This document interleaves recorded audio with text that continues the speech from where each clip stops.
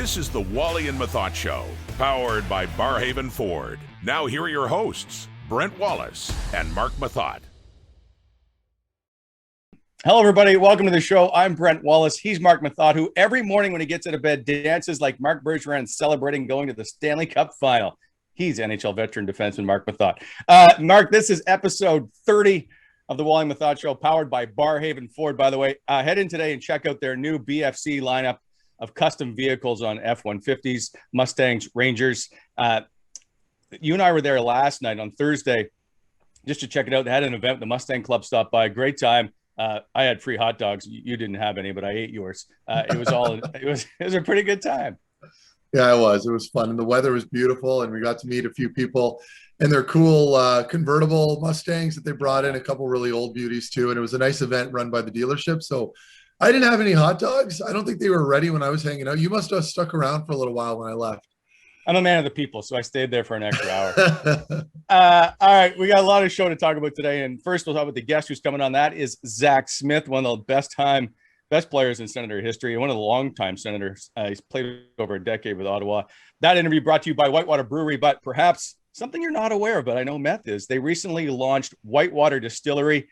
They make an amazing artisanal gin called Paperboat Gin. Find it at your local LCBO in Ottawa and the Ottawa Valley. Might be a few of those tonight, Meth. We also have 3 for 3 presented by Faces Magazine, and Trivial Trivia is back with a bone saw prize pack. But now for the headlines. Built by BonnechereExcavating.com. They're just a call away from your aggregate needs, topsoil, sand, stone, plus paving, hydrovac, and heavy equipment needs.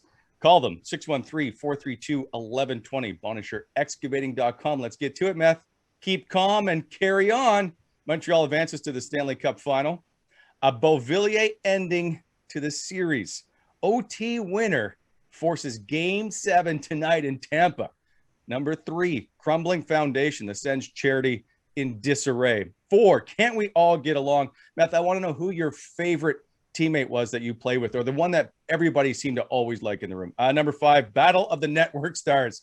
Mark Messier is going up against his former teammate in Wayne Gretzky, as they are now analysts in the new TV deals in the U.S. All right, first, let's just get to it. Montreal is advancing to the Cup Final. I think it's on the back of obviously Carey Price, but boy, what a series that was. Oh, man, it was incredible. And for me, I think like a lot of people heading into this series, we all had our doubts with Montreal, right? I mean, I think that's safe to say. And just based off of the way they've responded in the later stage of this series and the way they kind of just found their game was nothing short of incredible. And I think a lot of people are, and myself included, are starting to become a bit of a bandwagon fan now. I'm hopping on. Just seeing an original 6 team now involved in the Stanley Cup Final. Montreal, with the passionate fan base that they have, you could see the streets were flooded around the Bell Center last night after the win with all the fireworks. It was just a great scene.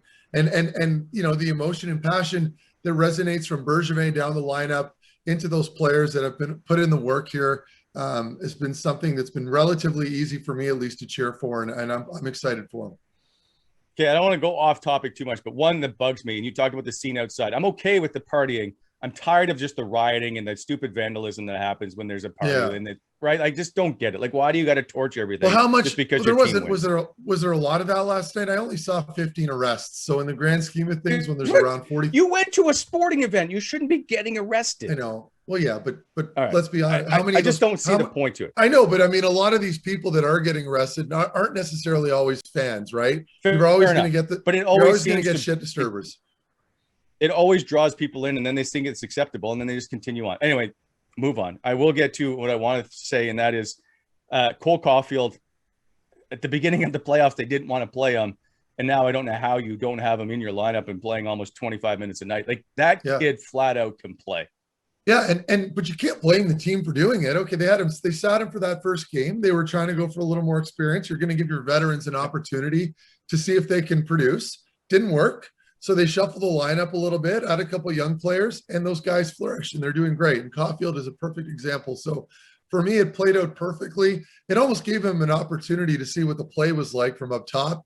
He gets into the lineup, and he's a game changer. So he's a player, though, and there's no question now. Seeing him excel in these big games, he's got some swagger. We saw him dressed up for the game, heading in there with a little fedora on his head. As a rookie, that's pretty bold. And I respect it. I like it. I think it's great. And again, pleasure to watch. The speed and the skill set that he has with that speed is nothing short of special, and being able to do it at that age, no less, for me. Moving forward now, this is going to be a fun little battle with Ottawa, I believe, over the next couple of years with the emergence of these young players in Montreal. Could Braden McNabb have played that goal any differently as an NHL defenseman? I mean, Caulfield's coming down with a lot of speed, right? Yeah. So, and he goes over the shoulder. It's a nice shot, nice finish, and he's just electric. It's hard to defend against. Almost kind of like McDavid in that the best thing you can do is just skate straight backwards, force him to try to shoot through you. Perhaps you're going to screen your goalie a little bit, but at least you're keeping him in front of you and he's not getting around and alone with the goaltender. But again, really special players like that find a way to get goals and find a way to create opportunities for themselves. And he's able to do that. So if it's me, I'm skating straight back and I'm respecting his speed and I'm not going to try to jump him too quickly. But again, it's easy to say that when you're watching it from a television set. Two of my favorite things I think about last night. One is Marc Bergevin clearly being in the moment and celebrating, and you can't blame them. They're going to the Stanley Cup Final after all the stuff he went through at the beginning of the year and everybody wanted him gone. But the other one, Philip Deneau has always eaten a slice of pizza at the podium after each elimination. And he had Cole Caulfield with him, and he brought Cole Caulfield a piece of pizza. And Caulfield is giggling like a 12-year-old on the stage. And you can feel just this honest energy around it all. And that's the thing I like the most about what's happening is just all these guys now just start to try and live in the moment. When do you allow yourself to live in that moment? I mean, as soon as the round ends, right? And there's nothing wrong with that. I like being like, obviously maybe not to the degree that a Major League Baseball team would do, where they basically have a huge party after every little series that they have. Hockey's different. It's a little more physical, so you can't put all that champagne in your body between rounds. But you're allowed to celebrate and enjoy the moment. That's the whole point of this process, right? You can't be robotic the entire way. It takes the fun out of the game. Love the pizza after the game. As a player, after a big win, there's nothing better than having a slice. I can relate to that. And again, you mentioned it, Wally, the chemistry between these players is crazy, and it's fun to watch. And it almost humanizes the players even more, right? So as a fan, especially a Montreal fan, we can relate with Ottawa and the young group that we have here in town. You just appreciate it more when you can see them and the interactions that they're having among each other. So I'm really excited for this final. We're going to have to wait and see how this plays out tonight, of course. But again, Montreal deserves every bit of victory that they've tasted so far. And I'm hoping that they can make a little noise and make a real series out of this final moving forward. I know you know Shea Weber and Carey Price well, and you now get to see them play in their very first Stanley Cup Final. That's got to be pretty exciting just for those guys to finally have reached this. I'll even call it the mountaintop, if you will. Like, they're now in a Stanley Cup Final, which is, I think, all you want as a player, if you're not, like, other than winning a Stanley Cup, obviously, but you just want to have the chance to compete for one. Yeah, and this is a good example of how long this process can take, and it's never guaranteed either, right? So, I mean, you've got two players now that finally have an opportunity to win a cup, and they deserve it. They've been catalysts in this group, and they've been, quite frankly, some of the best players on their respective hockey clubs for their entire career. So for Shea especially, he's had a really long road, obviously Carey as well, but really happy for both of them. They've got a great opportunity here, and really, in my opinion, they're in the driver's seat because of all the experience they have in that club. They've got players that have been there before, and players like Corey Perry that can really help lead forward with this group. They know what it takes, and they're leading by example. So they're in a really good spot here. And for me, the way they've been playing so tight defensively, you look at that big four they have on the back end. Edmondson played 28 plus minutes last night. He led the decor in time on ice.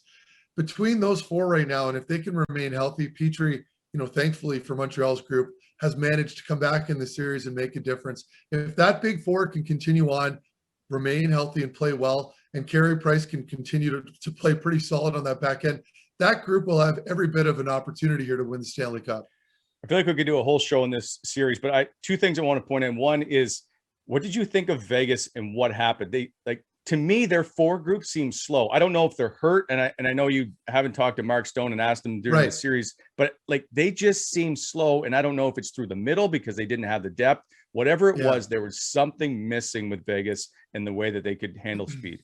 Yeah, and as we all know, usually within that first week, or at least after the exit meetings, when the dust settles and a team loses, you'll generally hear about all the injuries that end up coming out for the medical staff. And I'm sure some of them have been playing injured. It happens on every team. It's just part of the long road to win a Stanley Cup. And, they were snake bitten for sure. I don't know if Stoney was actually injured. It sounded like he was pretty candid about and honest after the game about what had happened and how he had, hit a cold spot here and just wasn't working for him. And I think a lot of this, let's be honest, let's look at Montreal and what Phil Deneau has been able to do over these last 3 rounds and the players that he has shut down along the way. Stone, Pacioretty, those are just 2 more victims of Phil Deneau and Gallagher and Lekkonen's line, and the way that they've been able to overwhelm teams defensively and play with a ton of energy and speed and prevent them from producing offensively. So, I mean, we can talk about Vegas' struggles, but at what point do we start giving Montreal props for the job they're doing defensively? And I honestly think now's time to have that conversation. And so, and last point on this one is, at the beginning of the year, you were very high on Montreal, and you said they had built it right. Their depth on the blue line was very good. And then the season seemed to get away from them. They fired coach Claude Julien. Everybody now questioned Marc Bergevin and what he was doing. He brings in Corey Perry at the beginning of the year. He brings in Eric Stahl during the trade deadline.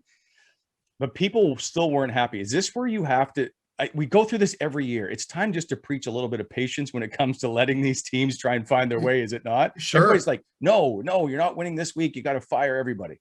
Yeah. And I love that you bring that up, Wally, because I think as fans, we get so passionate and we expect results right away, especially when we're told that a team's going to do well, obviously. But really, Montreal's a prime example of just letting the process play out. And of course, like any Stanley Cup winner, for the most part, you need a little bit of luck around the way. You need the bounces. It's not just going to come from skill and hard work. You need to be a little fortunate as well. Of course, Montreal has been a little bit fortunate. They've had some breaks with suspensions in the last rounds and injuries in the first. But you know what? Good to be lucky to be good. And I honestly believe that statement. And Montreal's a good example of that, where they've held strong and firmly on this process. Bergevin has now wavered from it. And I'm honestly happy for him. I think you could agree with me there, Wally. When I see him smiling in the press box and celebrating, I can't help but want to join him in that, because, he's taken his fair share of criticism, as you mentioned. And of course, it must feel so good for him now, waking up this morning, knowing that he can get out of bed, stretch, have a nice sigh of relief, and know that his team is finally in the big show. They're there. And really, I mean, what an opportunity for this club. I'm envious. I really am. And it was fun to watch him on the bench, try to get all the other players onto the ice to get into the team photo. And there's so much energy surrounding, and it starts at the top, and it always does trickle down. Marc Bergevin deserves a huge round of applause, if you will, and some stick taps as they get to the Stanley Cup Final. Number 2, we're moving on. A Beauvillier ending to the series. This is the best headline I could come up with. OT winner forces Game 7 tonight in Tampa. Interesting. Did you see that the Islanders were going to be able to come back after losing 8-0, and then they're down 2-0 in Game 6, and it doesn't look like things are going well? Well, you know what? And we talked about it a little bit, Wally, and I said this firmly going into the game about Montreal. It's all about matchups. At this point in time in the playoffs, a lot of parity. These teams in their own rights are very good. Different, but both very, very good. And Islanders get pumped in game 5. Doesn't go very well. It's in Tampa. Then they go back to the island, play at the Coliseum. It's rocking. They get Barry Trotz coaches a very defensive style, a lot like Luke right now in Montreal. They get their matchups at home. They get the win. Obviously in dramatic fashion, but a win is a win. Now they're going to go back to Tampa, where we don't know where Kucherov is at as far as injury goes. I got to assume he's not playing. That's a huge, huge hit. However, I feel like you could just fill in Braden Point, and right away you've got another high-end player that can fill in that regard. But I still think Tampa's got a big advantage here. They get their last change. They get the matchups they want out there. They're a very high offensive team. I would like to see a good game. I'd like to see a tight one. But based off the numbers, if you're going to ask me who I believe has a better opportunity tonight, I'm not asking who's winning right now. Okay, well, we're talking about the game. I'm just going to say this. I do like the opportunity that Tampa has here. It's in their favor, only because they're going to get this last change. Barry Trotz is going to have to adjust. But again, you could argue that it's a coin flip, but I do think Tampa has the edge. that will all come up in sports interaction segment later in the show about your picks and who's going to win the series tonight. All right. Number 3, crumbling foundation. Okay.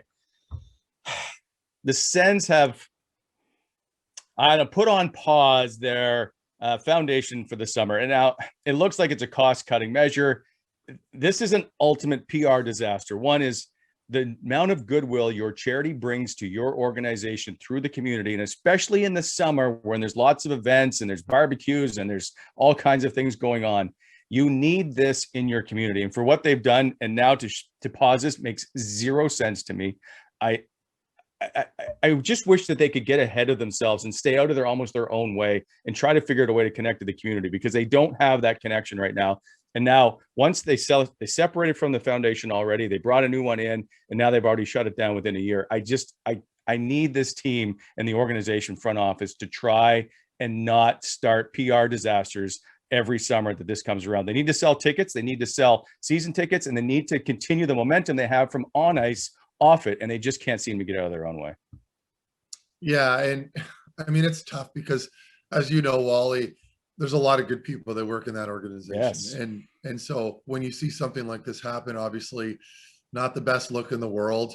I don't know all the ins and outs of what's going on within the front office right now, but I know that as far as the foundation goes, it's an integral part of the team, as we all know. And I've had the opportunity to do a ton of work for them as well. I'd love to be more involved. But in any case, and losing a guy like Chris Phillips, and of course with Brad Weir, who I had a ton of respect for, I got to work with them a little bit during the winter. We did a little toy drive over in Canada at the arena. So again, it's a loss for sure. Not a great look.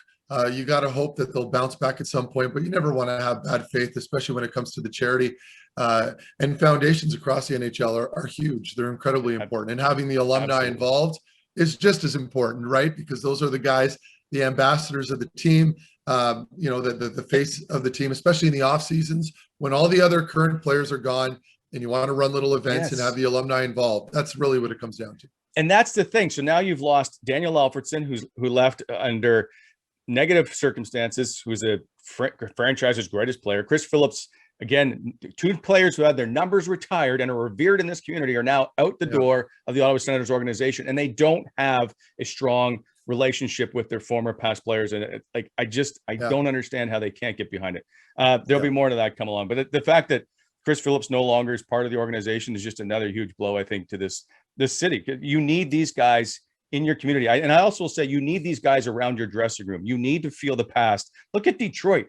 They have locker stalls with like Gordie Howe and Ted Lindsay and all these players just in the locker room. So you feel that sense of pride and all that history that comes with it. They got to do a better job. All right. Number 4. Can we get along? Maybe I should have just left that at number 3. Who's the most liked teammate you've ever played with? We have Zach. And the reason I brought this up, we have Zack Smith coming up on the show. And no one ever had a bad thing to say about Zack Smith. He was well liked. I think Colin White has become the new Zack Smith, where everybody tries to just gravitate towards him. Who is it, I guess, that you've been around that would be the most liked teammate? Oh, that's a tough one. And I hate singling out a player when I'm sure I will have missed plenty more. But I've had the pleasure of playing with a lot of great players, a lot of really nice guys off the ice. Jakub Voracek, when I was in Columbus, was a beauty, always the brunt of jokes. He's the kind of guy that would, in his rookie year, just go on a one-day road trip with a toothbrush in his side pocket, brought nothing else with him but his suit on him. And we'd always get a kick out of that. And the toothbrush was something that looked like you'd clean a toilet bowl with. But he would take it like a champ, the guy that you could make fun of and have fun with. And he wouldn't turn on you. He'd just absorb it, laugh it off, and move on. Zack Smith, another really great guy who you could have fun with and tease a little bit, and he would dish it out too.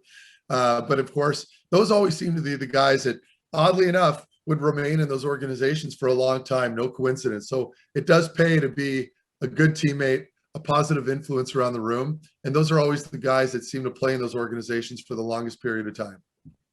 Interesting about Jake Voracek. I'm going to wait for you now to get him on the show because everybody's. He'd be a beauty to have on here for sure. I'll work on that. Yeah. Okay, perfect. Number 5, Battle of the Network Stars. This is fascinating to me. One is TNT goes out and pays Wayne Gretzky, whatever it is, $3 million a year to be their lead analyst. So ESPN goes out and gets the cold the Tide Cold guy in Mark Messier.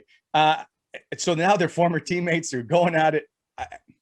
I don't know if I actually like the decisions they both made here, because I think that they're Hall of Famers, but I want to see a younger vibe, a younger generation perhaps take to the airwaves.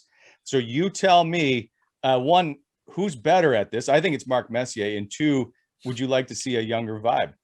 No, well, at least to start, I love the move, because we're talking about the United States, and who better to have than Mark Messier, renowned captain of the New York Rangers, of course, and of course, Wayne Gretzky. So, for me, I think the initial hire of these two players is fantastic. I like to use a comparison, and it's always the TNT panel in the NBA, only because I like watching basketball. And to me, that's probably, in my opinion, the best panel in the world when it comes to covering sports, only because they come with a ton of experience. They're Hall of Famers. They're funny. They're colorful. They're not afraid to speak their mind. Now, the counter to that is are Mark Messier and Wayne Gretzky are going to be just as outspoken as those gentlemen and guys like Charles Barkley and Shaquille O'Neal? Probably not. But probably, come on, they're not going to. I'm afraid that they're not going to say anything. But we have to give them at least a little bit of benefit here. They haven't even started their jobs yet, so I'm not going to sit here and shit all over them. But I do think that they're fantastic hires. You can't get two players more respected than those two, really. And I mean, I think from there you can build your base. You can bring in supporting cast ex-players over the next couple seasons, depending on how this goes. But for that initial eyeball grab, if you will, of attracting a lot of new fans and current fans and old school fans, those are the marquee players you want covering your sports. So I think they're good hires. I think Mark Messier is a great speaker. I think Wayne Gretzky's a great speaker. I do think that Mark probably will have a little more personality initially, but I'm curious to see how Wayno does. I really think there's a really good opportunity for them. I just hope that he's not shy and he's able to speak his mind, because I think he'll be really good at it. I will tune in if Stone Cold Steve Austin and Ice-T are also on the panel. Oh, yeah, from the commercials. Yeah. A little chemistry there. They've got me there. Yeah.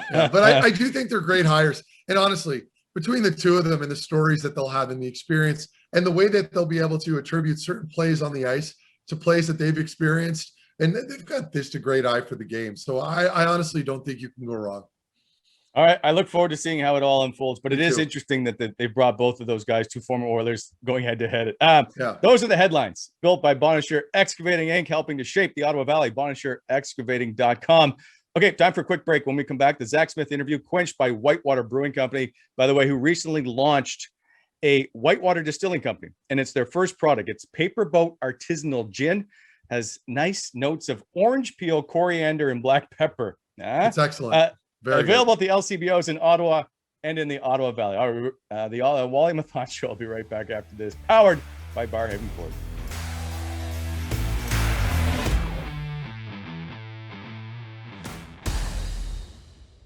All right, welcome back to the Wally and Methot Show, powered by Barrhaven Ford. Barrhaven Ford has recently introduced its all-star lineup of custom builds.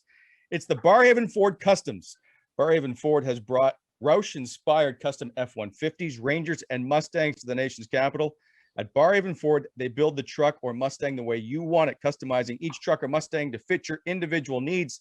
Go to barrhavenford.com/BFC-customs, or just drive in and go see them. 555 Dealership Drive in Barrhaven. All right, welcome back to the show and into the Whitewater chat room. Zack Smith, one of the longtime Ottawa Senators, played over 600 games with Ottawa. Welcome to the show, my friend. Well, thanks for having me.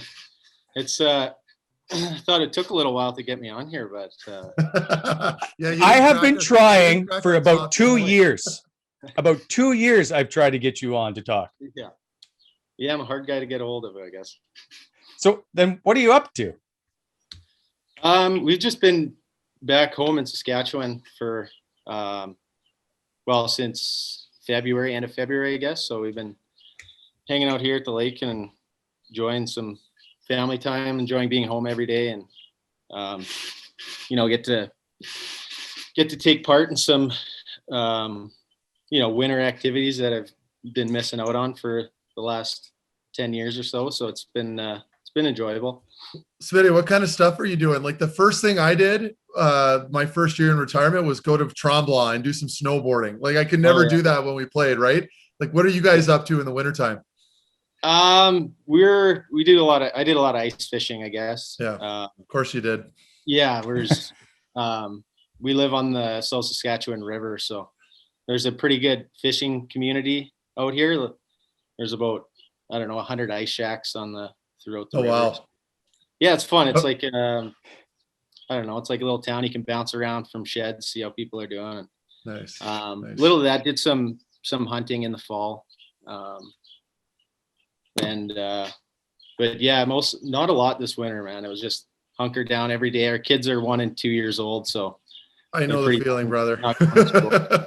You're like, there's so much you want to do, but you just can't do it. You know, yeah. And it's the funny thing about retire. I know you're not technically retired, but with me, when I got into retirement, it was like, I have all these hobbies and toys and stuff I want to use and do, but you can't do it. You're just like, I know. You know, it's the kids, man. Like the first couple of years are tough, so I can relate. Anyway, it's crazy. You think you'd have all this time to do all this stuff, but you just seem busier for some reason. I don't know. Okay, Smitty, I just want to know, on the ice, do you have like the Mac Daddy ice shack?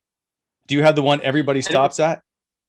No, I don't. I fished in my buddy's ice shack. So I get a few friends out here who have ice shacks. My brother-in-law has one. So me and my dad have been meaning to put one together, like buying an older trailer and kind of converting it over. It's a whole different ball game. Like there's some pretty elaborate setups, like bunk beds, you know, like full kitchens, that kind of stuff. So that's a project me and my dad are hoping to get to this fall. And Smitty, you're pretty good. You're a pretty good woodworker. Like when I first met you and I went over to your place there in Canada, once we were both playing together for Ottawa, you were like doing your own basement. You were finishing everything. That's something I think a lot of fans don't realize. You're pretty handy. Yeah, I enjoy doing that stuff. Like that's the one thing that I enjoy doing. Like I'd honestly rather do that stuff than golf. And the only one would be maybe I'd rather go fishing, but I don't know. I enjoy making stuff. My dad, he did a little bit of carpentry over the years. You learned from him. Yeah. So it's something I enjoy doing, and it's pretty. I get kind of bored at one thing, so I never make the same thing twice. So it's not like I'm specializing in something. I try to. I'm all over the map, I guess. Nice. What's your favorite thing you've ever made? Probably I converted an old piano into like a bar, a dry bar, I guess. So it had, I gutted all this stuff and make it, because the pianos are like 1,000 pounds or whatever. So I gutted it and kind of repurposed it, refinished it. And it was a little bar. I started getting some carving, I guess, carving some tree stumps and stuff like that. Is that with the chainsaw? Yeah. It's with a little chainsaw. You get good for you. Mini bar. Oh man. Well, it's because you're out in Sask, right? So like, there's like, what do you do out there? Like, there's no hills or anything, right? Like Smitty always used to joke, you could watch a dog run for miles. So, like, what does Zack Smith do in the summertime? Other than fishing? Build stuff, do a little bit of golfing. Okay. So you are golfing out there. Yeah. Just work on the yard. I don't know. I should have thought about like an old man. What do I do? I don't know what I do with kids. Go ahead, Wally. Can you take a tree stump and make a head of the two of us? Can you make a Wally and Methot tree stump? Yeah, I could. I would need a big tree for Meth's head. I knew that was coming. You just teed him right up, Wally. I'll put that on the project list. But it'd be awesome. Okay, you're a big music guy too. So, at least you control the music in the room. What music do you listen to when you're in the wood shop? All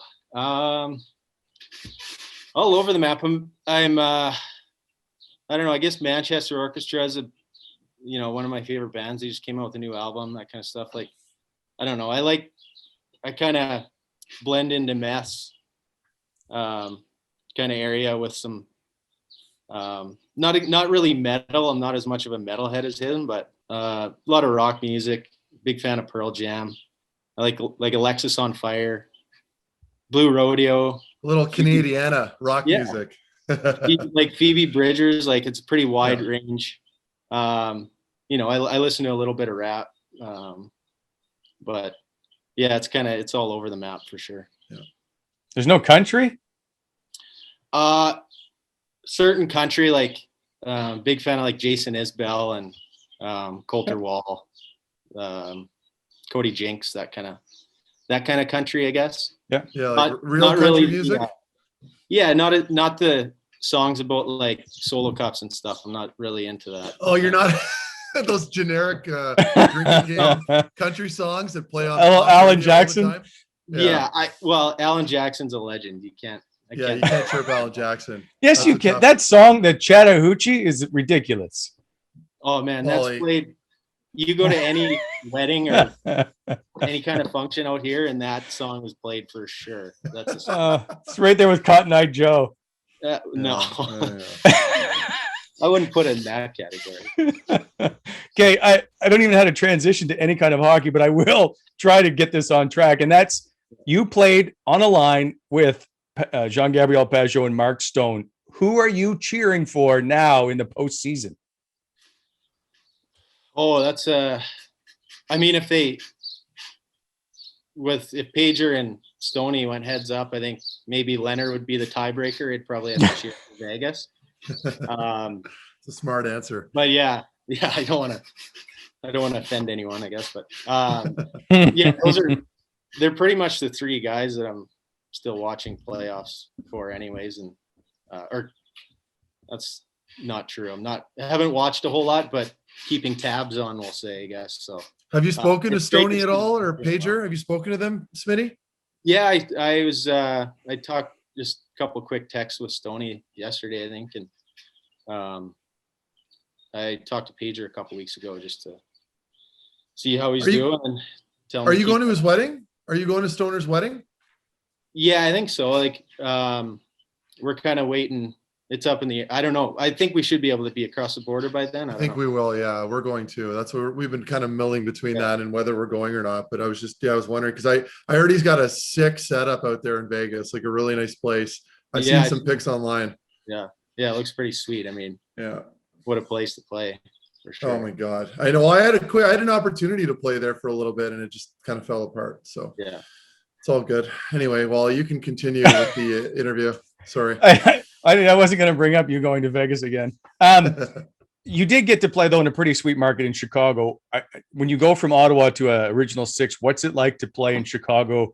Because I've been in that building and you walk in and through the hallways, when you see the Stanley Cups in the locker room, what kind of atmosphere and what kind of tradition that team has. Yeah, I mean, a lot of guys might say this too, but that was one of my favorite places to play as a visitor too. Right from the anthem, like they're standing up, they're all cheering, like it's just crazy. It gets you pumped right away. But so playing there it's funny, I don't know how to say this, but like you almost don't appreciate it as much when that's your home building, you know what I mean? Because you're in there every night. It's the same atmosphere every night pretty much there. Like it's crazy. So it was a lot of fun playing there. I mean, you walk down the hallway and you see the Bulls dressing room, and they have all the championships on the wall that they won with Jordan and the championships they won in Chicago with the Blackhawks. It's pretty cool. So it was felt very fortunate to get a chance to play there as my home rink. So it was a lot of fun for sure. What did you learn or didn't know about Patrick Kane that you found out playing there? Like, is he that fun to watch in practice? Is he just to try and play against? Yeah. I guess surprised me is how, I mean, it's kind of like hockey for him. That's, he's very, very committed guy. I don't know why I had this preconceived notion that he didn't like work hard. Like he's one of those gifted, but he puts in the time at the rink, and he's first guy there, one of the last guys to leave kind of guy. So that was kind of surprising, but it shouldn't be, because to be as good as he is, you have to put in that time. So that's pretty cool. He's a very, very quiet guy. reserved guy. I mean, it's not like he doesn't say anything, but he's pretty reserved for sure. Did you know you played your first NHL game against Jeremy Colleton, the head coach of the Hawks? I didn't know. He played for the Islanders in your very first NHL game. Oh yeah. Yeah. Okay, I know now that I know that because I have the plaque, whatever, with the game sheet. Yeah, I should have known that. So I'm going to take it you guys never discussed it. No, not really. No. I found something out that I found was interesting about you and your NHL goals. And so your first NHL goal, you scored against Carey Price in Montreal. It was shorthanded. Yeah. I was going to say bar down, but sure. It was on January 16th, 2010. On January 15th, 2020, almost exactly 10 years later, you scored against Montreal shorthanded, and it was your last time you scored an NHL goal. You scored 2 that game, including the game winner. But I just found it interesting. Yeah, like almost 10 years apart you had great success against Montreal. What was it about playing the Habs that you enjoyed so much? I don't know. It's just a rivalry. The whole, that intensity was there. Yeah. From my first game until, like my last game, especially between Ottawa and Montreal. But, playing there it's an amazing rink to play in. Very much, that in Chicago, and I don't know what else you want to throw in, like Nashville or, would be the top 3 rinks to play in. It's just the energy, the atmosphere is amazing. And I don't know, maybe scoring my first goal, and shorthanded against Montreal kind of set the tone, but it still doesn't even, I wouldn't even want to see it compared to like Pajot, who was the Habs killer for years, or I don't know, or Turry. I think I remember Turry was always good against the Habs. Turry too, yeah. Yeah. Alfie was always fun. One too. And Alfie assisted on your first NHL goal. Are you to blame for the brawl in the playoffs against Montreal off the faceoff? No. I mean, the guy who 2-handed me in the ankles would probably be to blame, but it's kind of fuzzy what happened leading up to the 2-hand slash or what I did. I don't really know. But see, that's what I'm trying to get at. You must have, like, you knew this was coming, no? Yeah, I guess it's a good thing. I'll take the blame for that because I had people tell me, like, walking out of the building, ushers and stuff that weren't even, they don't really talk to you that much, like say hi or, how's it going or have a good night. That's the extent. And they're like stopping me. They're like, that's the best game I've ever watched. And I had like a couple of years after, people are just, they remember that game because, we beat them on the scoreboard and in convincingly. Both ways. Like quite handily. Went 5 for 5, I think, on that brawl. So you did. Was that the best playoff series I think you've ever played, like, or the most fun that you've had? Yeah, probably. I mean, beating Montreal is like, that's up there for sure. Yeah. If you're to beat Montreal or Toronto, that automatically gets it up there pretty quick. But that was a lot of fun because, we weren't expected to beat them too. So, but and then in the fashion we did, it made it that much more fun.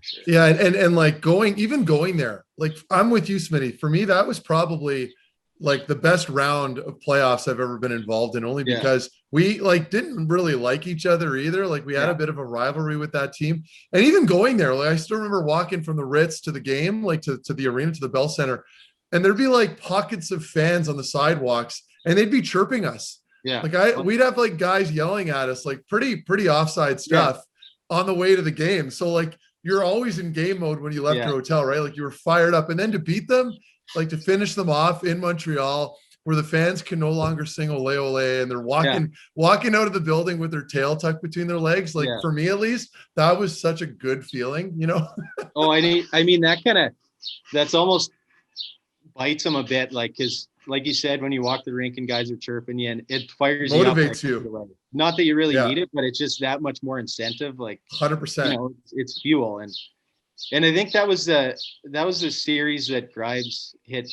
Edler. I think Yeah. so. What? Yeah, Yeah, it was. and, Yeah. I get he- the suspension. it was kind of Grimes. What a guy. We got to get him on Yeah. here at some point. But yeah, like that was he threw out the chicken wing and caught Yeah. Eller, I think, right? So he couldn't. He was part of our group. We'd walk to the rink, and he couldn't walk to the rink after that, right? Because he was getting death threats over Twitter. And that was legit. He was actually getting, like, people are watching this and probably thinking, yeah. No. People legitimately wanted to kill him. So, Oh yeah.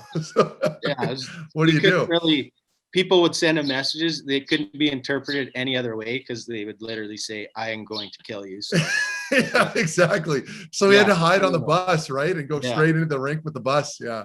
But Grimes is like Grimes is a pretty even keel guy. How much did that affect him? We'll probably bring him on and ask him, but I'm curious how you guys interpreted how he was handling that. I think he liked it. I think he liked it too. Yeah, Okay. once he realized like Edler was okay and he wasn't, too seriously hurt, like he was okay with it. Like, because I mean, you're doing something right if Montreal fans are all over you, Yeah. Like you're doing your job and so Exactly. Yeah. I think he enjoyed it. Does that mean you won't cheer for Montreal, with Luke Richardson behind the bench? You played, I think, 2 games for him in Binghamton when you went back from your rehab, I think from your wrist injury. Do you know Luke very much from that? Yeah, he was when he was assistant coach in Ottawa. I played for him. But yeah, I've known Luke since my first couple of years, kind of thing. And then I actually played with him. Actually, my first year, he was still on the team. That's right. That's right. That's how old you are. Yeah, I played. Well, I would have played exhibition and 1 game with him. But yeah, but it was good. He's such an awesome guy. I wish I had got to play for him more than 2 games, but because but do you wish you played more games in Binghamton? Probably not. Well, I mean, or in the NHL. Yeah. So fair enough. Are you cheering for him now behind the bench? Here's a guy that's gone through so much and now he's thrown into his first NHL game and he's in Montreal and he's in the playoffs. Yeah, that's awesome to see. And I mean, for that reason alone and seeing Burrows, like I said, I haven't really been following that much. So the other day when playoffs started, I saw Burrows and Luke behind the bench. I was like, like what happened? I'd love to see a Canadian team win too. So same. It'd be tough. I don't know if I could cheer for them. I don't know, but it wouldn't be a bad thing if they won. Yeah. Smitty, you mentioned the 2 games down in the American League. What year was that? Was that in 2013? Do you remember? I think it's 14-15. Oh, 14-15. Did you voluntarily go down there? Because this is something a lot of fans don't understand, because I had to go through it too. I played a game for Luke as well. Same year, right? Yeah. Same year, yeah. So did they ask you to go down and play like a bunch of games, or was it just like a quick, like one game stint and it happened to go into 2? I was totally fine with doing that because when I came back, that was during the Hamburglar run. Oh yeah, okay. Yeah. So it was like this crazy run we ran the board, like won 19 out of 21 of our last games to squeak into the playoffs. Yeah, and so I was coming in. We were about 18 games into that thing, or 17 games, and it was a crazy run. And so I hadn't played for I think 3 months or something. So I was so scared of coming into the lineup and messing everything up. So they didn't. I don't know if it was if they asked me, or it was more of like, hey, do you want to go down to Binghamton and play a couple games? Like, not a question, or like a forceful request. Yeah. There was only one answer to that question, so yeah, I was fine with it. I needed. I mean, Meth, like being out that long, sometimes you just need to go. Tough. Well, I went so Brian Murray asked me to go down. I had missed almost the first 20 some odd games with a back injury, right? So he comes up to me and he goes, Meth, we're going to want you to go down there for a couple games or whatever it was. And I'm thinking, oh, okay, maybe one, maybe I'll go down for one. So I get down there, I have to drive there through a snowstorm, play the game. I'm -3 in the game. I get scored on an OT off a turnover. It's a completely different game, right? Like I had no business playing in that game because it's just, it's a shit show. It's like people are all over the ice in the American League as an NHL player, Smitty, you're just like, guys are out of position and you can't yell at them because they're like 20 years old. So after that game, they're talking to me about joining them on the road. And I go to Luke and I'm like, Luke, no, I'm going back. I can't do this. So I leave. I go back to Ottawa and Beamer's like, you don't want to play any longer? I'm like, no, I did it. And I end up playing right away in the Sens game and like miles better than I was in the American League. Oh, I know. It's a totally different game for sure. Yeah. I remember when I went down there and, they want to get many touches as possible with the puck. So I was on, I think Luke put me on like the first line power play and it bumped Zingle off and he was so mad. He wouldn't even look at me. And I didn't know him. I didn't really know him at the time. He was still coming up. Yeah. So I was like, what is with this kid for a while? And I ended up, being pretty good friends with him at the end, but it's competitive. I come down there and bump him.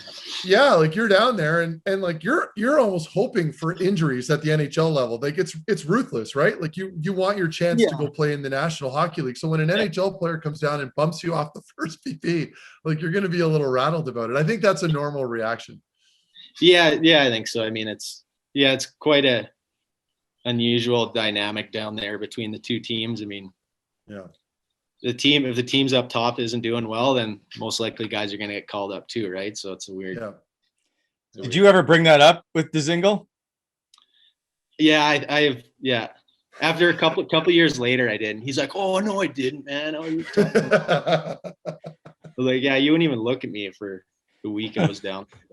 Smitty was always good at that. Like he would never. Smitty's not shy to call anybody out in the group, and I've seen him do it to me. Obviously, he's done it to Chris Neal. Smitty would go at anybody. So all this stuff. I wish I could think of a funny Chris Neal story right now that would have involved you and me, Smitty. I mean, like we used to make fun of Nealer's like Ed Hardy shirts in the dressing room when he would wear an Ed Hardy shirt, and then Nealer's rebuttal right away would be like, "Oh, my daughter got me this. Don't like." He would say, like, to try to make me and Smitty feel bad. Yeah, exactly. He'd always try and guilt trip you if you made fun of him about something. But I don't know. You probably remember when, I'm sure or like many Sens fans know, like Nealer he was always trying to prank guys, and he was just always trying to have fun, make things light to it. He wasn't very good at receiving it. So no. The one time, I can't remember what I did. He pissed me off pretty good. And you can't do too much to him because he's a very tough human, right? He's going to beat you up, and he literally will beat you up. He can have a switch, but so the one time I took his he had a Gong Show hat. Like Gong Show would send us boxes of hats, right? Yep. Everyone would take 5. I remember this. There's Gong Show hats everywhere in the room. And I took his and I torched it into a little ball. Like I melted it into a little ball and put it back in his. Oh, it was so good. His doll. And he was so mad. Because it was his lucky hat. Yeah. Right? He's like, "Yeah, that's my lucky hat, man. That's my favorite one." I'm like, "They can send you a box of those hats." But he was ready to fight me. But it was just so funny because I'm like, "It's a hat, man. You got it for free." Yeah. Did he put your clothes? Did he put your clothes in like the ice box or something, like the ice machine? Yeah. Like ruins all of Smitty's actual clothing, not a free hat. And that's a good example of Nealer just not always really enjoying guys messing with him, but he's willing to dish it out, right? Like he for instance, I do that, melt his hat, nothing, like whatever, but and he didn't think it was funny. And then remember when he put a salmon in Patty Weirkosh's car and Patty couldn't find it? Yeah, we talked to Nealer about that on the show. It was so. And Nealer thought that was hilarious. So it's kind of it ruined the interior of his car. Yeah. Oh man, that's great. He'd take it to the next level. Like I burnt his hat, and I thought for a week after that I was gonna have flat tires, or like my car would be on block, or I'd have. But he would do that to you. Like, that's the guy like he would. And Mueller's the man. Like, we love him to death, which is why we're telling these stories. But it's scary because we work in an environment where he's allowed to fight me in the shower, or he can throw a punch at me in the locker room and he won't get arrested, right? Like, I'm not saying that kind of behavior is encouraged, but it happens in hockey, right? So it's like you mentioned it, like you're looking over your shoulder, Smitty, after you do that to him, because you don't know, he might physically try to hurt you. Yeah, I mean, you mess with a bull, you're gonna get the horns, I guess. But he did that to Campoli one time in the shower. Campoli thought he was turning it to cold. You know, classic trick. Do that all the time. Yeah. And he turned it to hot and it burned him. There's two naked guys running down the hallway, and Neither caught up to him and just socked him. he full blown punched Campoli. I wasn't there, but I've heard the story. Oh God. Oh man. We could sit here for 5 hours until Frank stories involving me. Has there ever been a teammate you wanted to fight, I guess, who's not named Chris Neil? Were you ever on the ice in practice and I just want to knock his head off? I've seen Smitty and Peter Regan get in a verbal. You guys get used to go at it a little bit, right? Because you guys were pretty close. Was that a fair one? Yeah. Yeah, I can see. I don't know which time you're talking about, but I would never actually fight Peter. Well, we were all on the plane. Remember the plane ride back from from up north? We were on that trip with John Shabbat that he organized during the lockout, and you guys were on the plane, and I think we were hitting him in the back of the head, or I don't forget what it was. Anyway, but I know some people were very irritated sitting around all of us. Yeah, remember that? Yeah, they didn't think it was very funny. We were giggling like a bunch of little school kids, but what was the other? Oh, I just thought of one. No, I can't think of anything. It's crazy. It's such a blur when you go back, and half the stuff we can't really talk about on here anyway. So it's hard. Got to blur it out a little bit. Sorry, Wally. That's okay. Was there ever I can remember, and it's funny, it's in Chicago, incidentally enough, Johnny Oduyu and Mark Crawford going at it, yelling at each other. I know Oduyu actually left the ice. Like, did you ever get into it with a coach on the ice? With a coach on the ice? Not that I mean, 100%. Probably. Sure. We all have a little bit. Yeah. Yeah. Yeah. But I don't remember. To answer, I just remembered while I answer your question, have you ever wanted to fight any of your own teammates? But when Paul McLean was coaching us and we weren't doing well on a little bit of losing skid, he made us do hard laps and warm-ups and like pregame warm-ups because he thought we weren't ready for the game. So I remember that. Drill, you have to do a hard lap. And Corey Conacher, when he crossed over, he always throw a stick behind him and like do high knee crossovers. And I told him one time, I'm like, you can't do that when we're all going 100 miles an hour and there's 20 guys and half the ice doing that. You can't. And a couple games later, he did that, threw it behind, and I stepped on it and I went sliding. And like 3 guys jumped over my head with their skates, and it was just like skate blades coming at me like it. And I was so mad. I came in and and he didn't say anything, right? Said nothing. Didn't it? Oh, that's the worst. He's not acknowledging it. In warm up. Like, it's the worst. You feel shame, right? Yes. So I go back to the room after warm up, and he didn't say anything. And I'm like, Corey, what's up? He's like, what? I'm like, you did that again, and I just about died out there. Like, I just about got decapitated. And he's like, well, you should watch where you're skating. No, he didn't. Smitty's head would have exploded. Yeah. Boom. He was a good dude, though. But yeah, he had some quirks in practice that drove me nuts too. I can remember that. Yeah, he worked hard. So did the 3 hard lap thing make a difference? How did this go over with the players? Oh well, no, it wasn't. We just did it. Yeah. Yeah, but players can be stubborn. They can be ornery. Like, I can't imagine an NHL team going out to do 3 hard laps at the beginning of it. Wasn't like that, Wally. Smitty saying it was kind of like we would do the butterfly drill and pregame warmups, for example. And then after that, like everyone stops, leaves the pucks out of the way, and boom, you just do quick 3 laps. And then you do the next drill and then another 3 laps. And it got to the point where I was skating, like I do like half a hard one, or my first 5 or 6 strides were pretty hard. And then I would just kind of glide. And then I think a lot of guys started doing that too. Yeah. And it just got away from us. It was this why we were doing that. You can't have 21 guys. No, it's impossible. You can't do it. this has to be in the second season for Paul, right? Yes. Yeah. So how long after was it when he got fired or before he implemented this 3 hard lap thing? Like, when did Paul McLean lose the room, or did he ever? That's a tough one. I mean, I think like well, Smitty, I'll let you take that. Sorry, man. No, I'll let you have this one.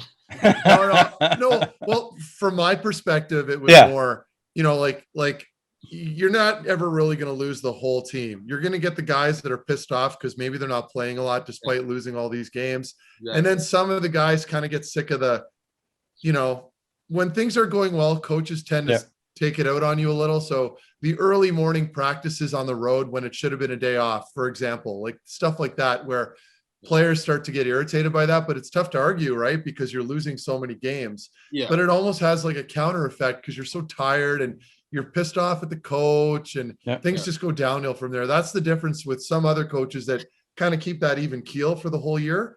But I'm sure he learned from it too. So that's not me attacking Paul. No. The one thing I always heard about Paul was that he completely changed from year 1 when he becomes coach of the year to year 2. He was a completely different coach, but it's never really been discussed, only that he completely changed. So I was just curious with 2 of you having played.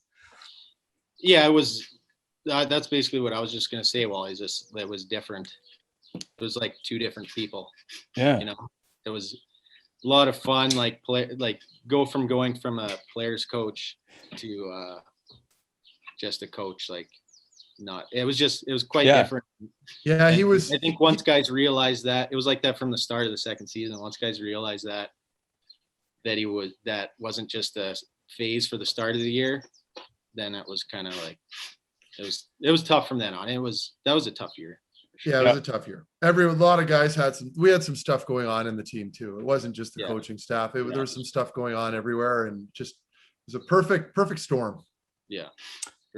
That it was. I'll leave it, and because you threw it out there, I'm going to just ignore it and move on to. I want to talk about Dave Cameron, because Dave apparently put you on that line with Pajot and Stone that year. So is he responsible for that 26-goal season with you, or 25-goal season, or was it the fact you got to play with Stone and Pajot? Yeah, Stone and Pajot for sure. I mean, I don't think there's a player in the league that wouldn't want to play with those 2. Yeah.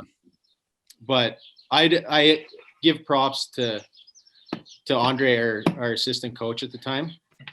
I see he's doing very well right now too, actually. Yeah, he is. Coached World Junior team, I think, right? Yeah. Andre Tourney. Yeah. But he that was a tough year for me too, because I didn't think I was getting an opportunity that I think I deserved, and I wasn't really getting anywhere with Dave. So Andre was really good with me. We chatted all the time, and helped keep my spirits up, I guess. And then he ended up going out on a limb for me and convincing Dave to put me on that line. So I owe as much to Andre as I would to Pager. That's cool. And because I read it wrong. Okay. Because it said when I was just trying to do some research, and the line was, it was Dave Cameron who took you from the 4th line and put you on the 1st line. So I'm glad you clarified that. Yeah, I mean, I don't know if I've ever really told anyone or gave him enough props for that one. But I'm pretty grateful for that opportunity for sure. Do you think Andre Tourney will make a good NHL head coach one day, knowing what you know about him? Yeah, I think so. I mean, I don't know, there's not many coaches that everyone likes, and I don't know. I can't speak for the other guys. But I mean, I think he would. And that was a long time ago. He's assistant coach. And I know when he's with the 67s, I knew a couple of younger kids that went through that system. I was good friends with the Campos that you guys might know. They always billeted 67. So Yep. I know they liked him. Yep. You know, and that's half the battle to being a good coach is just being liked and respected. So, you know, I hope he gets the opportunity, and I think he'd be a good coach for sure.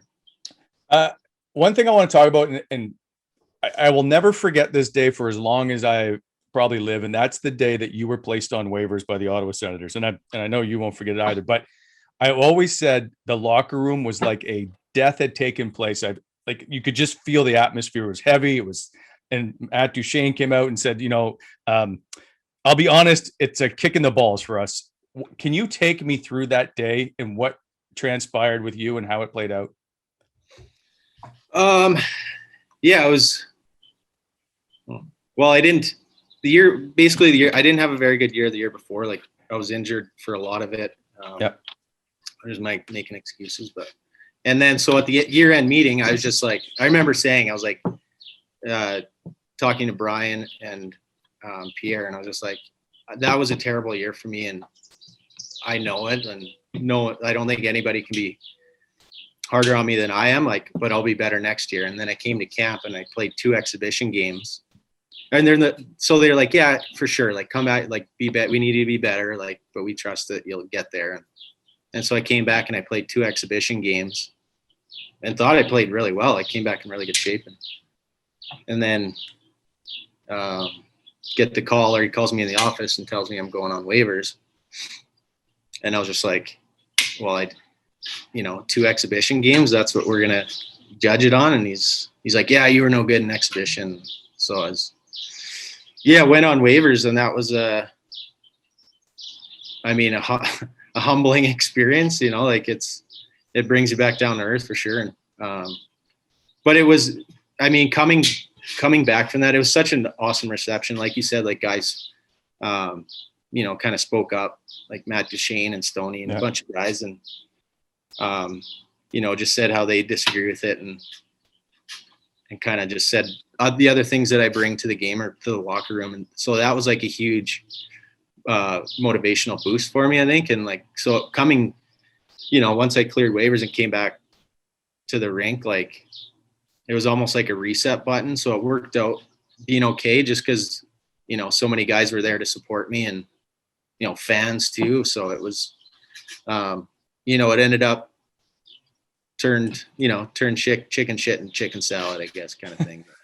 Well, because then you're wearing an A. Like, did it feel weird to have a letter on your jersey after? Did you ever feel like you were wanted by the organization after that point? No. I was just, it was just a matter of time, I think, or, before I was out of there. And after that, it was just, it wasn't the same for sure. But unfortunately, I just wish, unfortunately it could have been resolved, or could have been handled a lot different. But I know, there was regrets from their side too. That was said. So could have been handled different too. So I had, had that talk with Pierre, and he actually mentioned that to me when I got traded, when he called me to tell me I was traded. He mentioned that too, again, like that if he could handle that differently, he would have. So, that was nice to hear that acknowledged. Yeah. Yeah. So were you okay with the trade? Yeah, I would have loved to end my career, like seeing guys play their whole career for Ottawa, Billy Nealer, that's so cool. And that would have been such a, unreal accomplishment, I guess. But so it would have been nice to end in Ottawa, but the traded, some work out, some don't. I don't know if I was ever really in the picture going to Chicago. It was more of just a paper deal kind of thing. But so I don't regret going there. Like, it was an amazing experience. Get to live in Chicago for a bit, and that was unreal. The city is. I'm glad we had the opportunity to live in the city and, experience a different organization, I guess, play some different guys was cool too. How much different are the organizations and how they're run?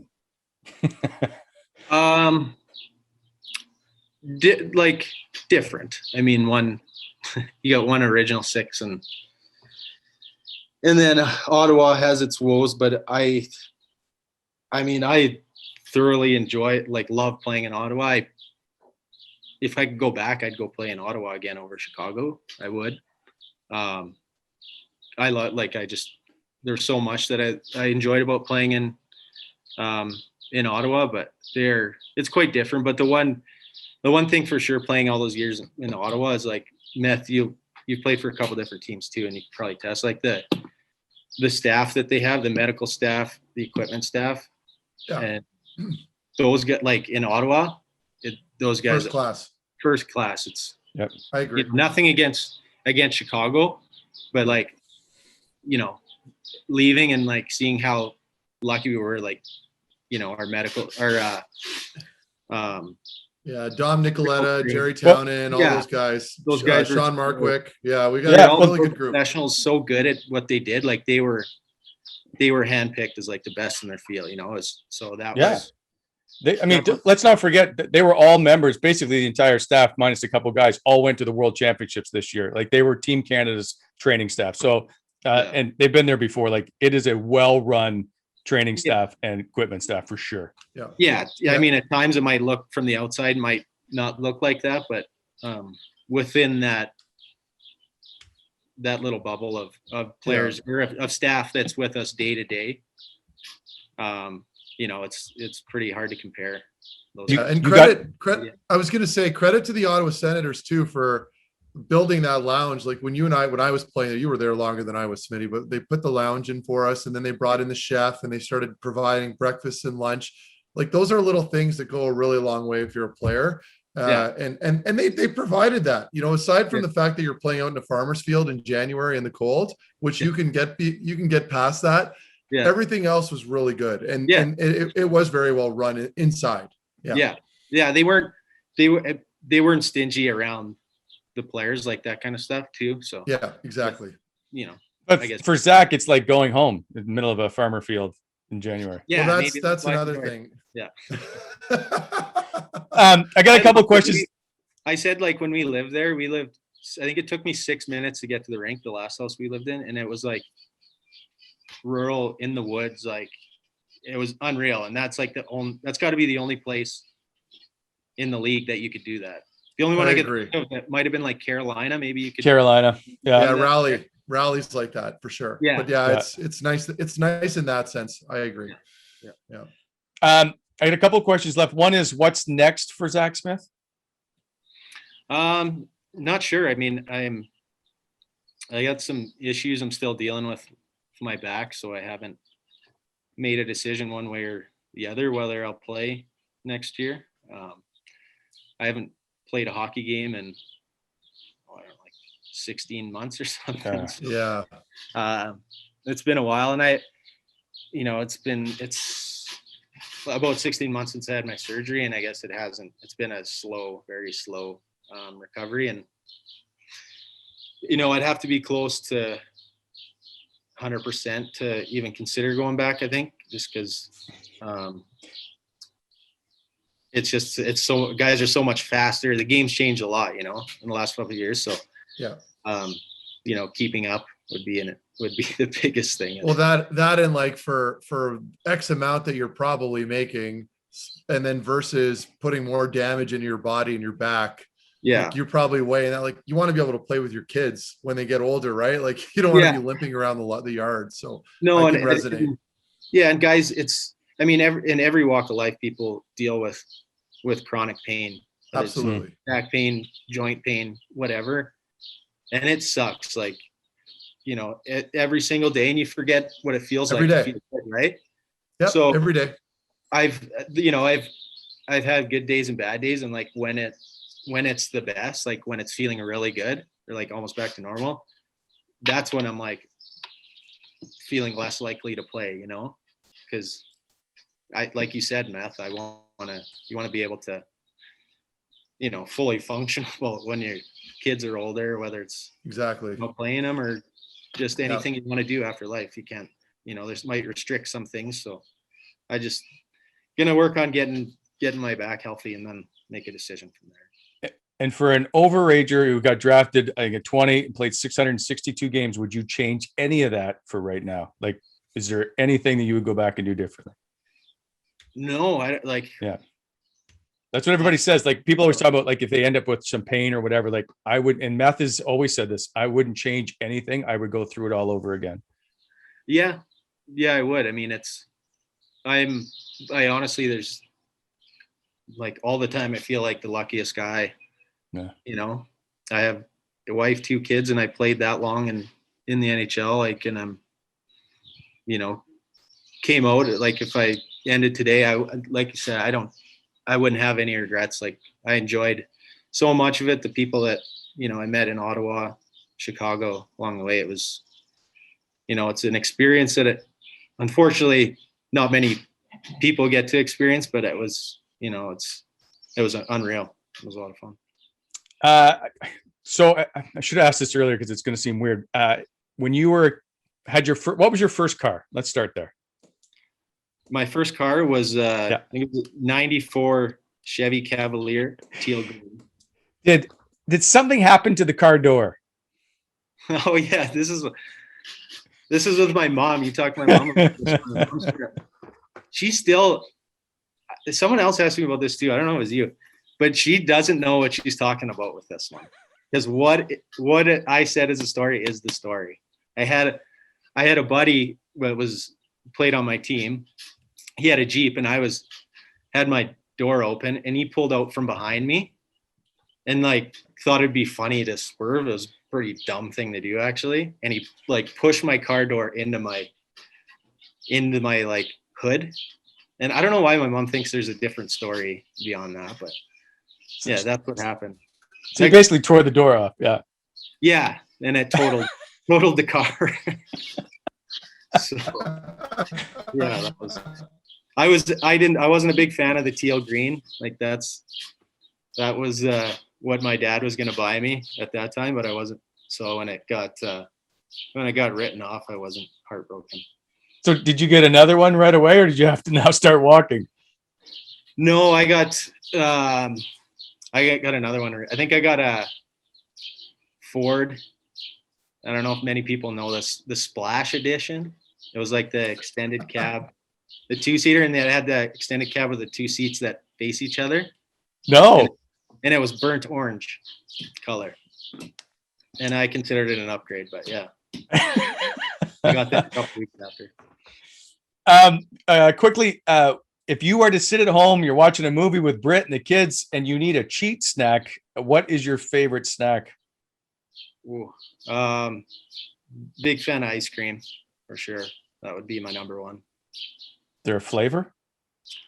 Like Rocky Road kind of stuff, you know, like something tin roof kind of stuff, like vanilla. Yeah. Dabble a little bit of chocolate, maybe some nuts in there, kind of thing. Good. I like that. Yeah. If you got to choose your last song, if you skated off the ice and the music's playing, what song would Zack Smith end his career to? Oh man, I don't know. Probably. I don't know. I'm trying to think of something clever and something that I would. What about like "Everybody Hurts" by REM? That would be my song. Yeah. Yeah. Oh, Alan Jackson. Yeah, Alan Jackson. I don't know. Probably. I don't know if I did. I'd probably pick like a hip song. Good call. Wheat Kings, maybe. Maybe go Good with call. that. Yeah. Okay. All right. Right on. Little sad too, but happy. A little salute. We appreciate, Smitty. I've enjoyed this immensely having you on. It seems like forever that we've had a chance to talk. So wherever you play next or whatever you do next, we wish you all the best, my friend. Thank you. I appreciate it. And good chatting with you guys and bringing up some old stories was quite enjoyable. It's a good time. Take care. Thanks, guys.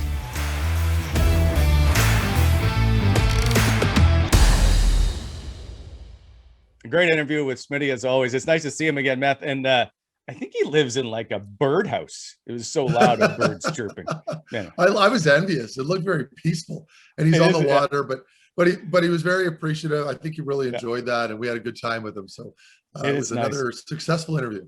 One of the things I've enjoyed about doing this is just to go back down memory lane with these guys and allow them the chance just to get to talk about things that they've seen and how it transpired and how it unfolded from their viewpoint, which is the best part. All right. Time for On the Points, brought to you by sportsinteraction.com/Wally and Methot. Sports Interaction is Canada's odds maker. Log on to sportsinteraction.com/Wally and Methot today to get in on the action. Must be 19 years of age or older. All right. You tried to ruin my whole entire segment earlier in the show. It is now Game 7. Tampa, the Islanders, for the second straight year, a trip to the Stanley Cup Final between these two is going to Game 7. Why do you like the Islanders? Why do I like the Islanders? I think you got it wrong. I like Tampa Bay. And I'm going to say I like Tampa because Barry Trotz doesn't get his matchups here that he wants, at least not right off the bat on changes. Obviously, the game's in Tampa. They've got last change and home ice advantage. Kucherov is out. That will hurt them. So if you're asking me what I think the score will be, I'm looking at a 4-2 score. I still think they're going to pot 4. High pressure game. I'd like to say it'll be low scoring, but I'm going to try to switch it up here. I've been fairly successful with a lot of my predictions. I'm still going with Tampa. I think that's the big winner tonight. I'm going to say 4-2. Okay. Who scores the series clinching goal? Why not just go with the hot hand and Braden Point? I mean, he's on fire. He's my guy. He can't do it again, can he? Why not? Who else are you going to take? I mean, you can go with Hedman. I mean, you got your pick at the litter with Tampa, of course. We all know this. They're incredibly deep. Yeah. But I still think a player like Point right now with Kucherov being out, he's just going to really elevate his game. Not that he really needs to. He's playing at an insane level right now. But I do have a lot of hope that this guy is going to step up again tonight here and make a difference. It feels like a Yanni Gourde if it's Tampa, but I can't get away. Listen, Denny Potvin, a friend of mine. We used to travel on airplanes together. I can't get away from the Islanders. I am sticking with them as I've done all season. Yeah. It is going to be a 3-2 Islander win. Ooh, I like that. Brock Nelson is going to score the game-winning goal. Fair enough. I respect that pick. It's a good pick. I just think numbers-wise, you got Tampa at home. You got to go with them. But Islanders are sneaky, so it wouldn't surprise me. It's curious. What I'm interested to see is that start, right? Can New York muster the same kind of energy, or is it nervous energy with the Game 7 on the line and they're playing in a different building? That's what I'm curious about. Does the crowd really make a difference in the first 10 minutes, as we always like to talk about? For sure. And when you're on the road, the going saying in the dressing room as the away team or the visitors team, if you will, is always get the crowd out of it early. Yeah. Try to just weather that first 10 minutes. If you can do that, you're going to give yourself a great opportunity to win the game. But that's the key. If Tampa gets on that board in that first 10 and they're coming out hard, the Islanders will be on their heels for a lot of the game. It's funny you brought up the take the crowd out of it. And when the Leafs are in Ottawa, they always joke about the Ottawa needing to score first to take the crowd out of it. Anyway, I'll leave that sore spot alone. Those are the picks. Now go make yours at sportsinteraction.com/Wally and Methot. Sports Interaction, providing competitive odds on all sports. All right, take for a quick break. And when we come back, we're going to go 3 for 3. I'll find out which contract Mark Methot would like to get rid of the Ottawa Senators. You're watching the Wally and Methot Show, powered by Barhaven Ford.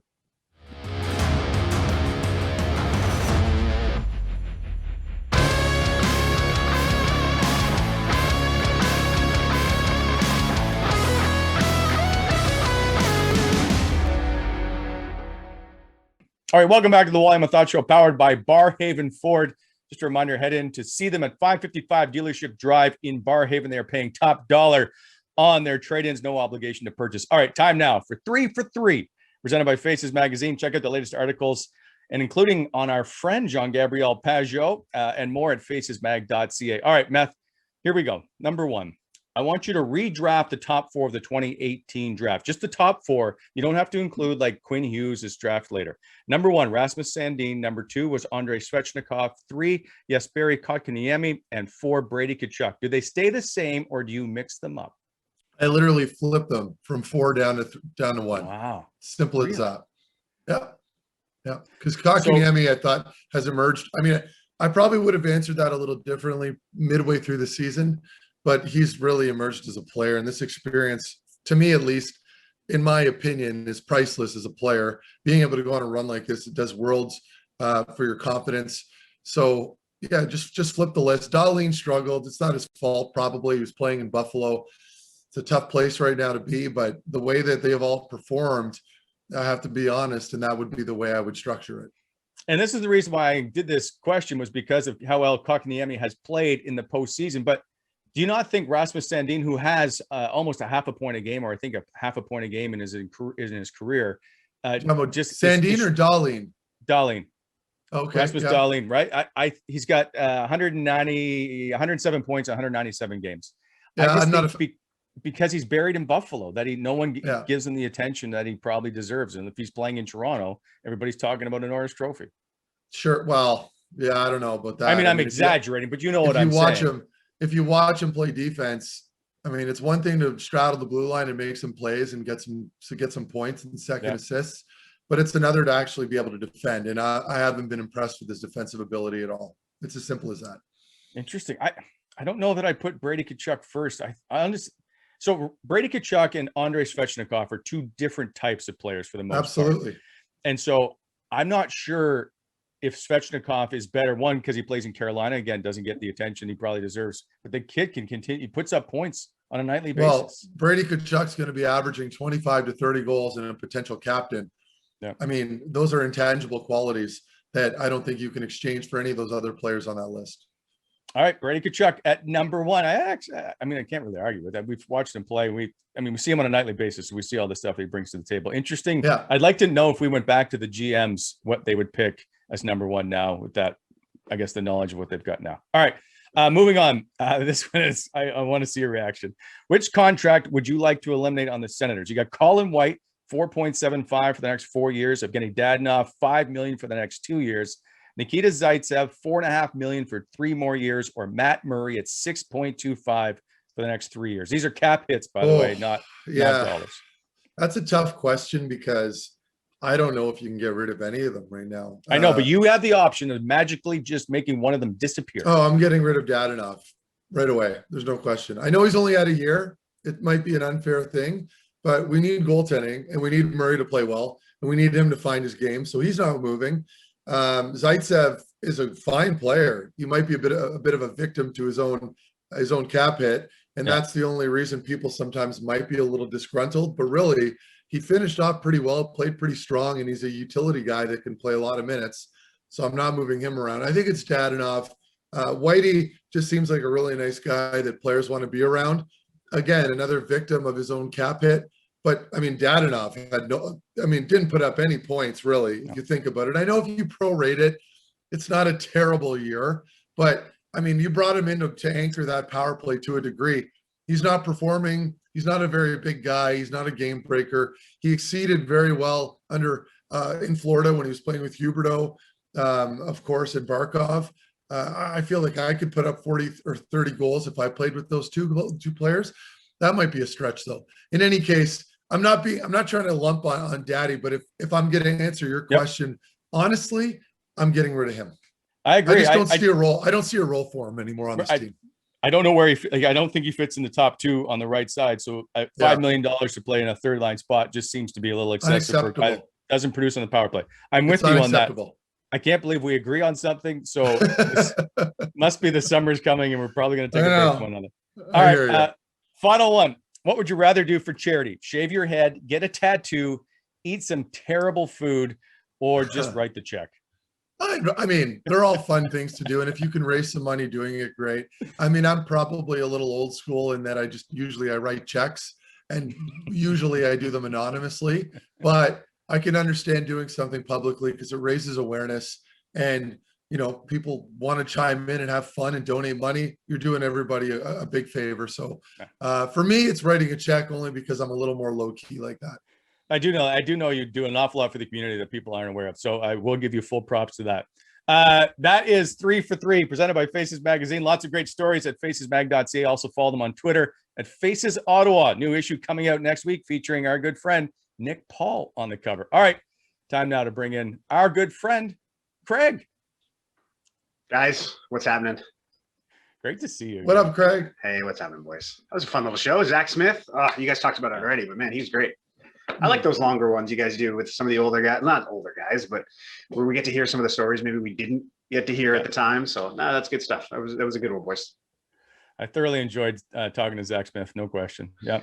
There was a good 3 for 3 as well. That last question, Brent, are we just going to gloss over the fact that you don't have hair? Like we should probably I know. at some I was point going to bring this ask up. him. I was going to ask him, but I'm like, I don't know if he's going to get mad at me if I bring it up, if he was planning on doing some kind of unveiling. So I just.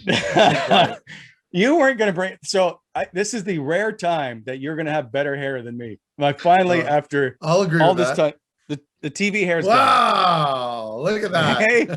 Yeah. And because That it's looks good. white, it can't see it. Yeah. Yeah. So it's just going to I feel like like Looks a big. nice. Yeah, it looks good. I like it. So I got in the shower today and I used the same amount of hair, my Vidal Sassoon or whatever, and I just had this big clump of shampoo in my head I didn't need. I'm going to save a ton of money on shampoo. How weird is yeah, it you to are. like run your fingers through it and stuff? Is it weird? It's not bad. Okay. No, I don't actually, I like it. I don't have, but I can't see it. So I don't pay attention to it. So it doesn't bug me. I don't know how ridiculous I really look to other people, but to me, I can't tell. So it's fine. Do you want to catch everybody up on why you did it? Sure. You have a video too. We'll pop that in too.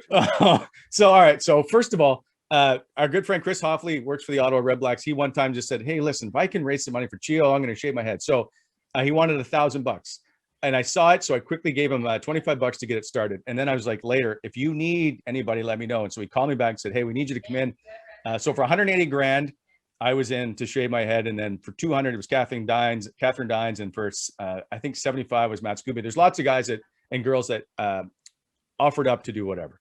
So we got to 115, and I'm like, all right, I got lots of time. Like this is never going to happen. We may not even ever get to 200.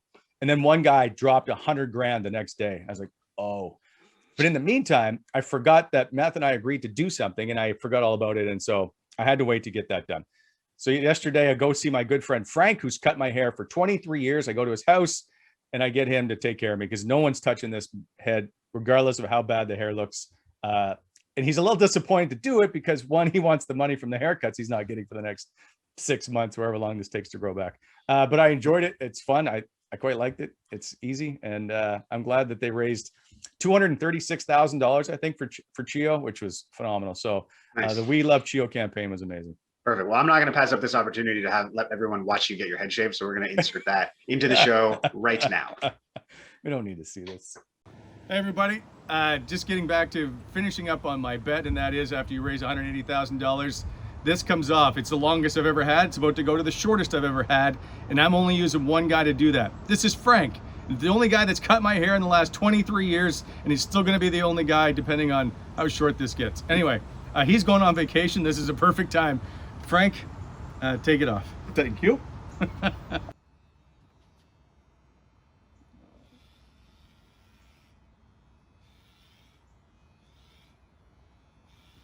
used to have great TV hair. But looks good too, this one, you know. Yeah, it's the summer. It's summertime, you know. It grows back, right? It sure does. That's how we rely on money. This is free. Yes. Till the camera's off, and then It's a good thing I can't see this. you're not kidding.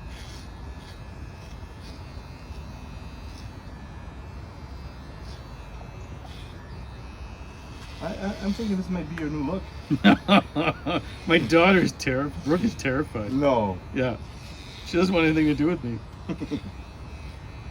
I've never seen this. It's never been this short. Well, think of it this way: the sides have been this short. Yeah, it's true. Yeah.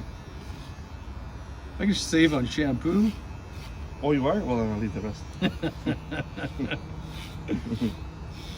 When do you get to open? Are you open like the Nobody knows. They're saying, oh, you know, we heard they're gonna open earlier on June 30th. So it's still way back. Oh, yeah. Wait, are you stage 2? Stage 2. Yes, we are. I think. So we're supposed. They're saying July 2nd was the date. Right, now they've moved it to the 30th apparently. Yeah, we got 2 Okay. extra days. Everybody's happy. Okay. Yeah, that makes a big difference. It sure does. Get that July 1st crowd. Wait, they should just leave it for July 5th. Seriously, I mean, everybody can enjoy their Canada Day, right? Well, I'm enjoying my haircut. Here you go. I mean, we could do a show with this if you want, but Is it done? just have a few little things. Excuse me, I'm out.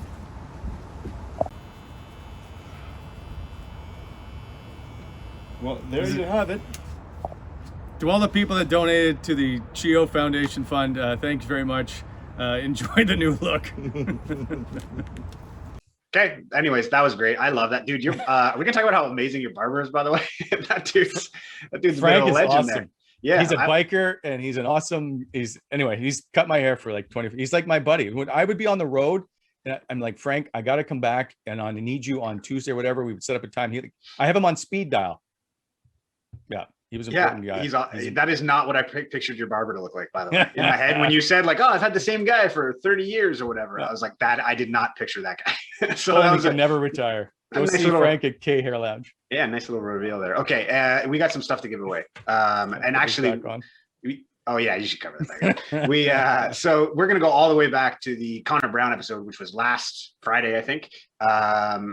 We got a brand new prize to give away from gongshow.com. They hooked us up. It's their puck luck game set. So check it out. It's a blast. Take it anywhere: cottage, beach, backyard, parking lots, buddy's place, wherever. Full set comes with 2 shooting pads, 8 rubber pucks, 2 targets, as well as the rules for scoring. It is a pretty sweet prize, and we got one to give away. The question we asked was, who passed Connor Brown by a single point for the most points for the Erie Otters in a season with 129? The answer, Dylan Strome. Shout out to @DBozzy31. Daniel Bossenworth on Twitter. You just scored yourself one of these sweet puck luck games from our buddies at Gong Show. These are pretty sweet. Have you guys messed around with this one yet, Brent? Are you still on the sauce off? I got the sauce up, yeah, and so I'm not doing well. Like, I know this may come as a shock to both of you, but it's not going well. Anyways, yeah, this one seems pretty cool. We showed a little bit of clips there of kind of what it does and stuff. But yeah, that's a decent prize. So Daniel, keep an eye on your DMs because we're going to reach out to you shortly. So we got another one to give away. Actually, another sweet prize. This one's coming from our friends at Bonesaw Sauce Co. We got a prize pack from them to give away. I'm going to read it like Brett writes it, I think. Bringing the heat to hot sauce. So our question for today, if you watched the Zack Smith interview, one of the things that came up is that dude scored a bunch of shorthanded goals. How many has he scored in his career? That's today's question. So if you know the answer to that, hit us on Twitter with the hashtag Wally and Methot, and be sure to tag @bonesawsauceco.com, and we're going to reveal the winner on our show next week, whenever we do a full show. I think probably Thursday or Friday again. So keep an eye on that one. I'll figure that out. Yeah, at some point. All right. Or we'll have to, one of these days, Meth, I want us to do a hot sauce tasting thing and see how bad it gets for me.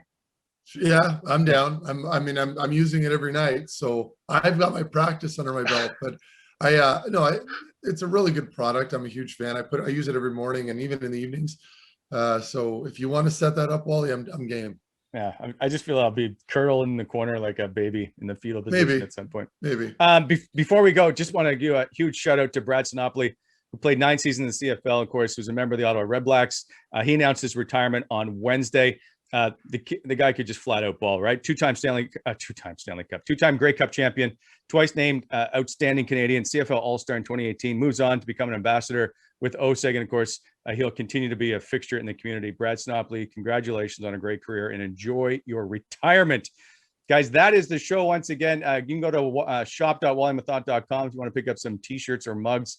We will see you again later this week. Meth, enjoy the time off, maybe comb your hair, and we will drive on out of here. You're watching the Wally and Methot Show, powered by Barhaven Ford. See you next time. Hey, boys. See you guys.